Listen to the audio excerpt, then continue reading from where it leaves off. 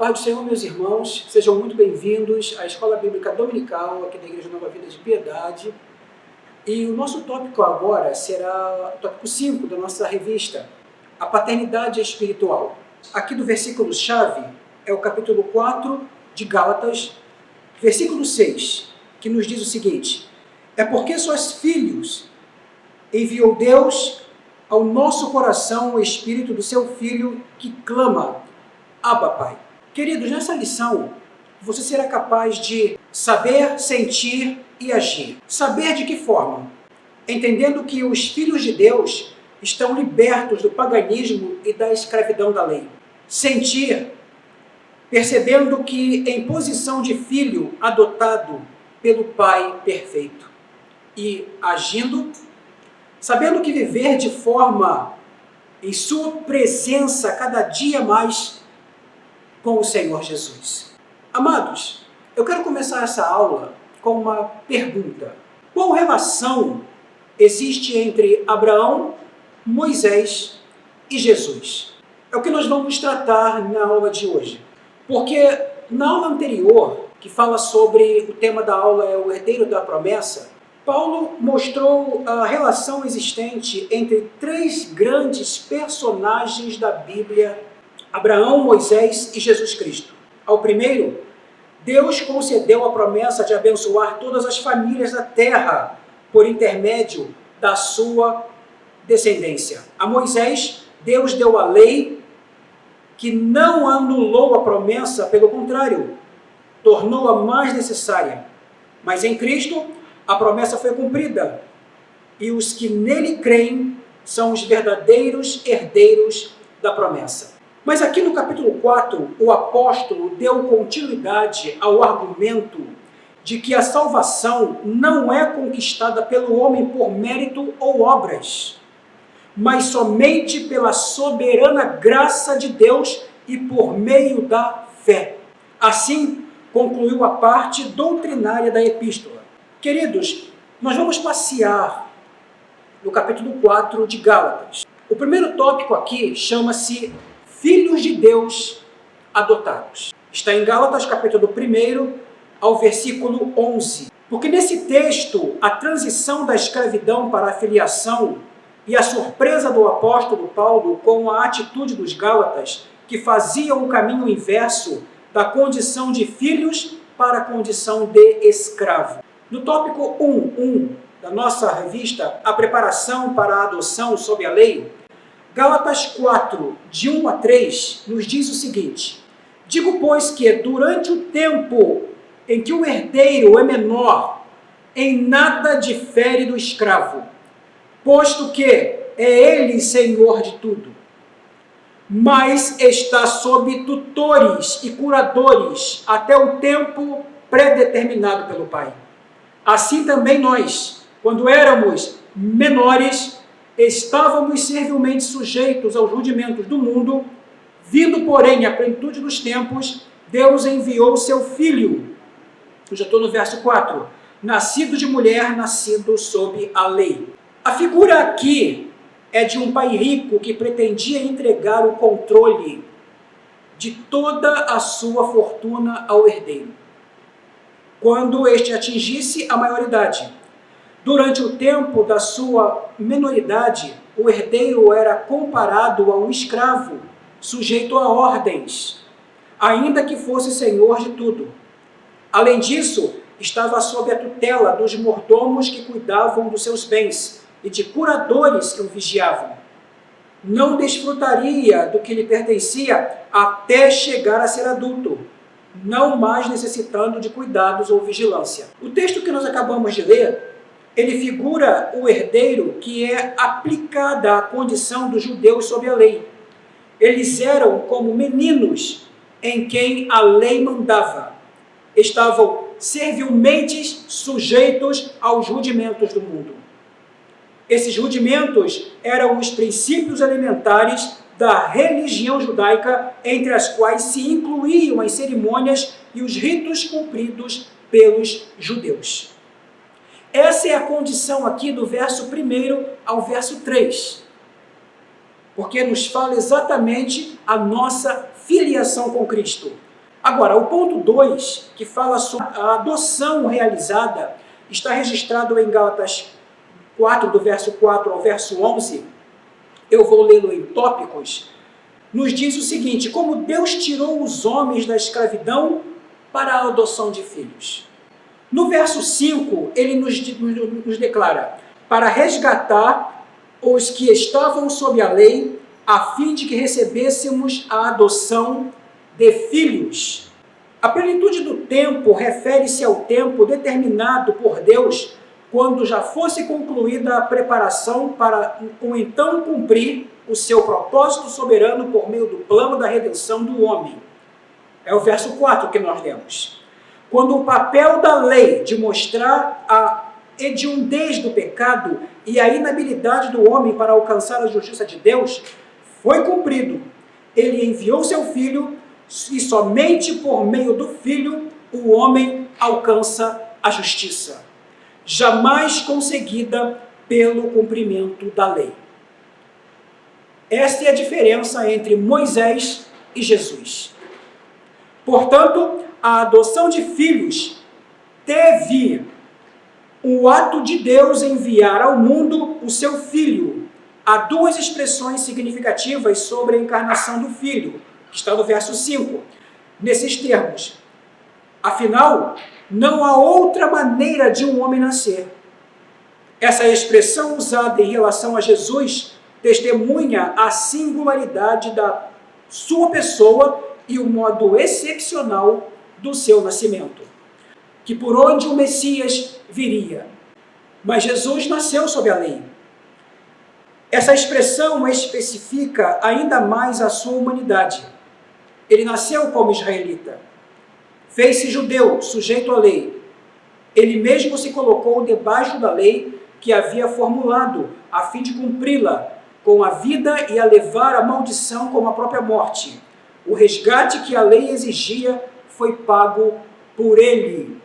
Jesus foi elevado ao madeiro, à cruz. Ali ele cumpriu a lei. Ali ele cumprira tudo aquilo que os profetas do Antigo Testamento falaram. Ali Jesus dera a demonstração de que ele era o cumprimento do Pai. B, a confirmação, versos 6 e 7. E porque vós sois filhos, enviou Deus o nosso coração, o Espírito do seu Filho, que clama, Abba, Pai, de sorte que já não és escravo, porém filho, e sendo filho também, herdeiros por Deus. Observe que, para confirmar que somos filhos de Deus, adotados por Ele, temos a presença do Espírito do Filho no nosso interior. Aquele que enviou o Filho, nos enviou também o Espírito, a fim de que nos torne evidente o fato da filiação. Jamais podemos duvidar de que somos filhos de Deus. Nossa dúvida é semeada em nossa mente por Satanás. Ele pretendeu lançá-la na mente de Cristo, quando o tentou no deserto, dizendo, se tu és filho de Deus, de acordo com Mateus capítulo 4. Isso ocorreu pouco tempo depois da declaração do Pai, lá no batismo, no Jordão.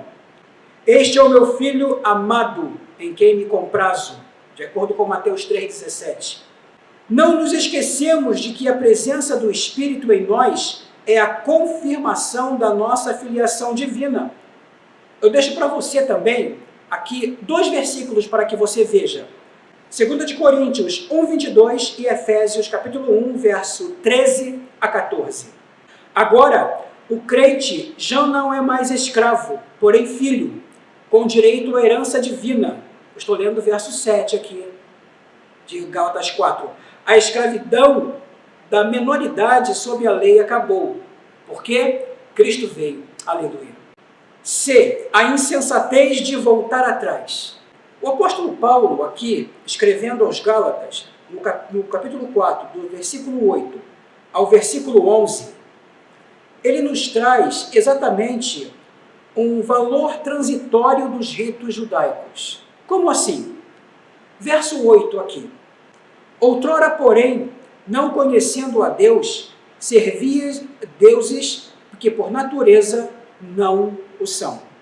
Mas agora que conheceis a Deus, ou antes, sendo conhecidos por Deus, como estáis voltando outra vez aos rudimentos fracos e pobres, aos quais de novo quereis ainda escravizar-vos?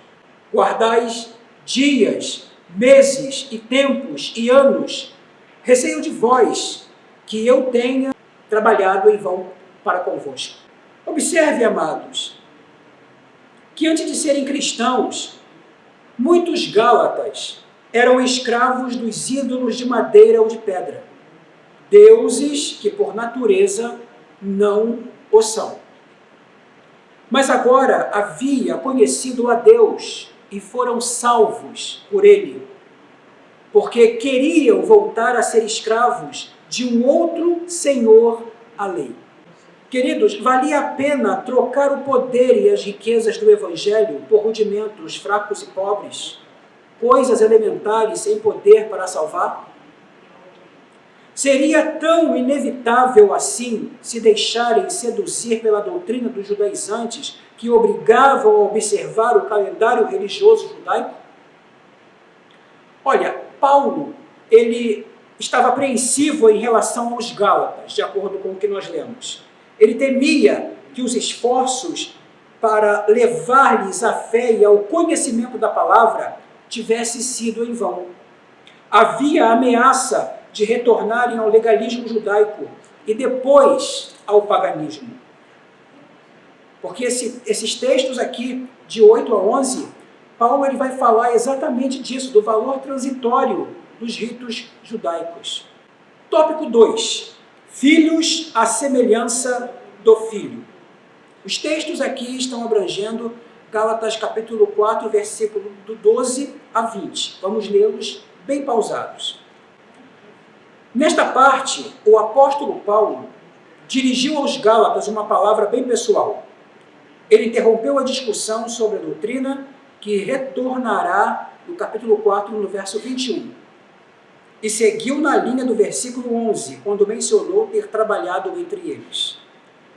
De acordo aqui com o tópico 1, nem judeu, nem gentio, cristão. Gálatas 4, verso 12, nos diz o seguinte: sede qual eu sou, pois também eu sou como vós. Irmãos, assim vos suplico, em nada me ofendestes. Olha, Paulo se dirige aos irmãos, fazendo-lhes um apelo com duas frases. A primeira, sede qual eu sou. O apóstolo desejava que os gálatas se tornassem iguais a eles na vida e na fé cristã. Deviam ser libertos da influência dos falsos mestres e passarem a ser convictos acerca da verdade que se encontrava no Evangelho. E também, pois também eu sou como vós.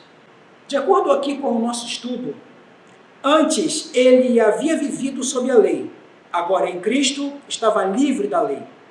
Os gálatas, sendo gentios, nunca estiveram debaixo da lei, por isso nada justificassem que seguissem os ensinamentos dos judaizantes, passando a viver sob a escravidão da lei. Em suma, era isso que suplicava: sejam firmes na verdade do Evangelho que os falsos mestres procuram perverter. 2. Saibam quem são. Os textos aqui estão do versículo 12 ao 16. Nós já lemos o 12. O 13. E vós, sabeis que vos preguei o Evangelho a primeira vez por causa de uma enfermidade física, e posto que a minha enfermidade na carne vos foi uma tentação, contudo, não me releveste desprezo, nem desgosto, antes me recebestes como anjo de Deus, como o próprio Jesus Cristo, que é feito, pois, a vossa exultação. Pois vos dou testemunho de que, se possível fora, teríamos arrancado os próprios olhos para vos dar. Tornei-me, porventura, vosso inimigo, para vos dizer a verdade? Amados, Paulo aqui ele faz uma divisão de dois tópicos. Aqui ele relembrou aos Gálatas quão rico tinha sido o relacionamento com eles. Ele diz o seguinte, solícitos, do verso 12 a 14. Paulo não lhes guardava nenhuma mágoa. Quando lhes pregou o evangelho pela primeira vez, esteve enfermo. A doença foi uma grande prova para Paulo e também para os seus ouvintes. Ele diz, contudo, não me relevastes desprezo nem desgosto. Olha que interessante. Reconheceram que era o mensageiro. Paulo fala a menção de viam ele como um anjo enviado por Deus. Receberam como o próprio Cristo, isto é, como um representante do Senhor. Mas também aqui, leais, do verso 15 ao 16. O apóstolo lhes pediu a lealdade que antes haviam demonstrado. Se tinham exaltado com a pregação do Evangelho, porque agiam de modo diferente. Naquele tempo, tão grande era apreciado deles pelo apóstolo, estavam prontos a fazer qualquer sacrifício em seu favor, arrancar os próprios olhos para lhes dar. Olha só a questão aqui no verso 15. Para onde teria ido esse sentimento? Por que seria agora tratado como inimigo, de acordo com... Será que tinham ficado magoados pela verdade que lhes dizia? Se assim era, os Gálatas se tornaram volúveis. A autoridade de um mensageiro de Deus não acaba quando ele começa a ensinar verdades que não são populares.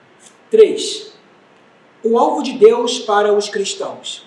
Esses textos aqui estão registrados no versículo 17 ao 19. Vamos lê-los aqui. 17. Os que vos obsequiam não o fazem sinceramente, mas querem afastar-vos de mim, para que o vosso zelo seja em favor deles. É bom ser sempre zeloso pelo bem, e não apenas quando estou presente convosco. Meus filhos, por quem de novo sofro as dores de parto, até ser Cristo formado em vós. Puder eu estar presente agora convosco e falar-vos em outro tom de voz, porque vos vejo perplexo a vosso respeito. Bom, Paulo aqui ele traz palavras bem fortes, porque os falsos mestres usavam de bajulação para atrair a si os Gálatas e torná-los dependentes deles. Queriam afastá-los do apóstolo, pois assim seriam tirados da influência de quem lhes falava a verdade acerca de Cristo. Scott, o comentador, ele faz aqui uma série de comentários, entre eles que, quando o cristianismo é considerado como liberdade em Cristo, e é o que é, os cristãos não ficam em subserviência com os seus mestres humanos, porque a ambição deles é alcançar a maturidade com Cristo. Mas quando o cristianismo transforma-se em servidão, as regras e regulamentos, suas vítimas ficam inevitavelmente sujeitas, amarradas aos seus mestres, como na Idade Média. Não era proibido que os outros desfrutassem da solicitude dos Gálatas, desde que fossem sinceros. Ao apóstolo importava que continuassem leais a ele, mesmo em sua ausência. Considerávamos como os filhos, pois os haviam gerado na fé, mas sofria por eles de dores de parto, quando vê-los transformados à imagem de Cristo. Era esse o objetivo de sua vida e ministério e o alvo de Deus para os cristãos. Mas no momento deixava-o perplexo e o estado espiritual deles aos quais desejava encontrar para falar mais ternamente. Não há nada melhor estado de um homem de que em Cristo, em quem todos os tesouros da sabedoria e do conhecimento estão ocultos, de acordo com Colossenses 2:3. Amados, o apóstolo Paulo aqui, nos versículos 17 a 19, ele traz uma relevância muito interessante àquela igreja. Que relevância era essa? Não se deixasse enredar pelos falsos mestres.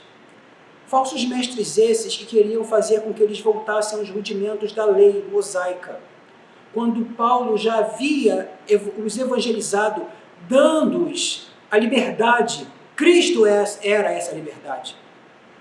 Sendo Cristo essa liberdade, por que voltarmos aos rudimentos do passado? Isso não é viável. Isso não agrada a Deus. Tópico 3. Filhos da livre ou da escrava. Os versículos aqui é do 21 ao 31. Mas nós vamos estar aqui fazendo um passeio desses versos entre eles aqui. Dize-me, vós, os que quereis estar sob a lei, acaso não ouvis a lei?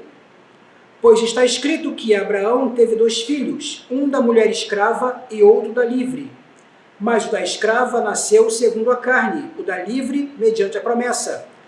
Estas coisas são alegóricas, porque estas mulheres são 2 alianças.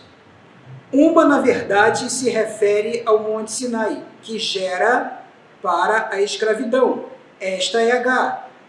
Ora, Agar é o Monte Sinai, na Arábia, e corresponde a Jerusalém atual, que está em escravidão com seus filhos. Mas a Jerusalém, lá de cima, é livre, a qual é nossa mãe. Porque está escrito, alegra-te, ó estéril, que não dás à luz, exulta e clama, tu que não estás de parto, porque são mais numerosos os filhos da abandonada do que os que têm marido. Vós, porém, irmãos, sois filhos da promessa, como Isaque. Contudo, porém, outrora, o que nascera segundo a carne, perseguia ao que nasceu segundo o Espírito. Assim também agora, contudo, que diz a Escritura? Lança fora a escrava e seu filho, porque de modo algum o filho da escrava será herdeiro do filho da livre. E assim, irmãos, somos filhos, não somos filhos da escrava, e sim da livre. Filhos da livre ou da escrava. Nos textos que nós acabamos de ler aqui, Paulo desenvolveu uma analogia, isto é, uma comparação. Primeiro, ele apresentou o pano de fundo histórico e, a seguir, apresentou a interpretação da analogia e, finalmente, a pessoal aplicação. Vamos ao fundamento histórico, do versículo 21 ao 23. Deus havia prometido um filho a Abraão. Embora já muito velho, ele creu na promessa, de acordo com os versículos 1 a 6. Mais tarde, Sara, desanimada com a demora da vinda do herdeiro, sugeriu a Abraão que tivesse um filho por meio de Agar, sua escrava. Ele seguiu o conselho da mulher e assim nasceu Ismael, que não era o filho prometido por Deus, mas um filho resultado da impaciência de Abraão e da sua falta de confiança para com Deus. Quando Abraão já tinha 100 anos de idade, Isaque nascera, isto é, o filho da promessa. Foi um nascimento miraculoso, de acordo com Gênesis capítulo 21, versículo de 1 a 5.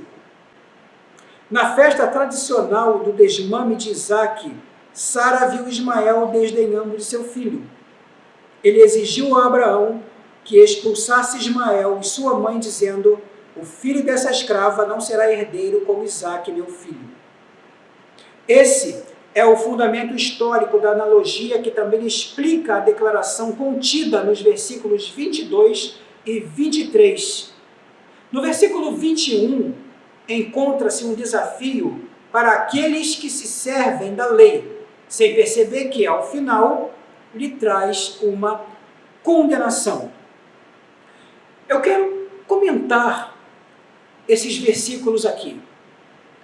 De acordo com Gênesis, capítulo 15,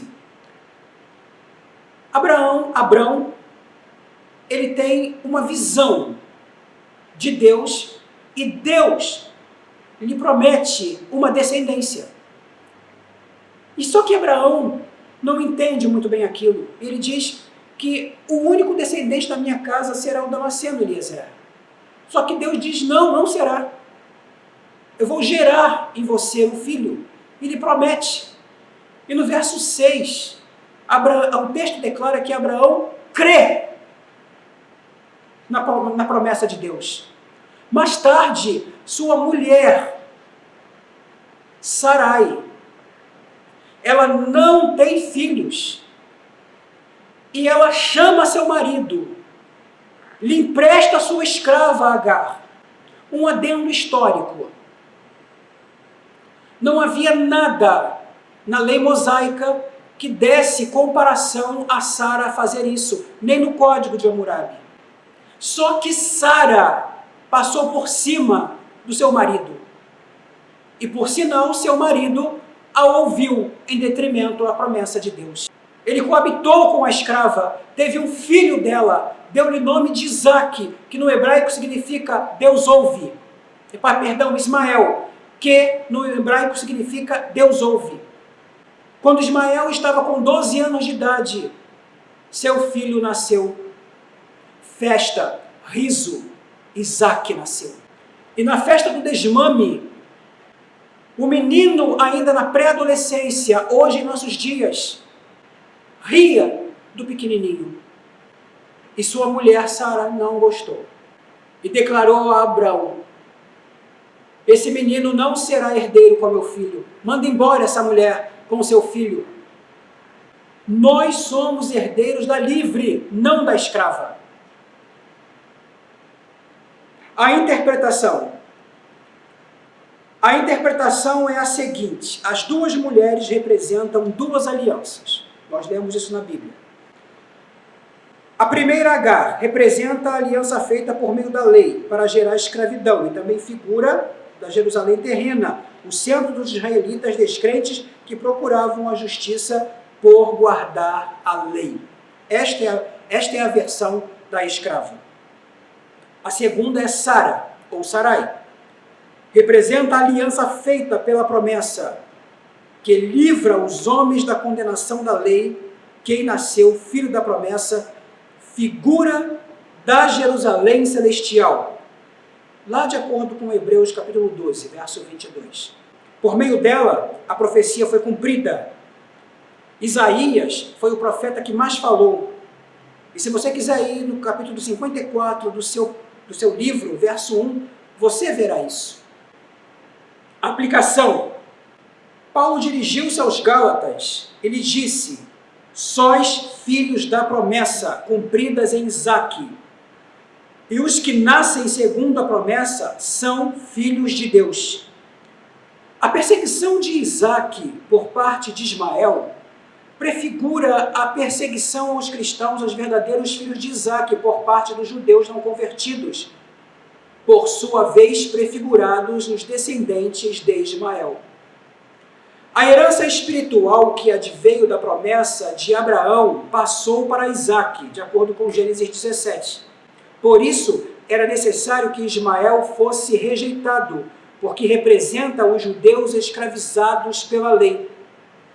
Depois de estabelecer a comparação, o apóstolo conclui dizendo que os crentes gálatas, oriundos dos judeus ou dos gentios, e ele entre eles, somos filhos não da escrava, e sim da livre. Amados, nós estamos encerrando aqui a nossa aula de hoje. Mas sabendo que ser herdeiros da promessa é ser conhecidos por Cristo, herdeiros por Cristo, libertos daquilo que no passado nos escravizava, e hoje, em Cristo, somos libertos. Hoje, em Cristo, somente nele, temos a liberdade. Somos direcionados a Jerusalém celestial. Concluindo, sabemos que somos filhos de Deus, porque Deus nos adotou como tais. O alvo de Deus para todos os cristãos é que Cristo seja formado em nós. Como Isaque, somos filhos da promessa e filhos da livre. Somos cidadãos da Jerusalém lá de cima. Que Deus abençoe a sua vida. Que você jamais sinta a necessidade, que você sinta a necessidade de ler a palavra, de comê-la, para que você saiba que você é filho de Deus. Amém.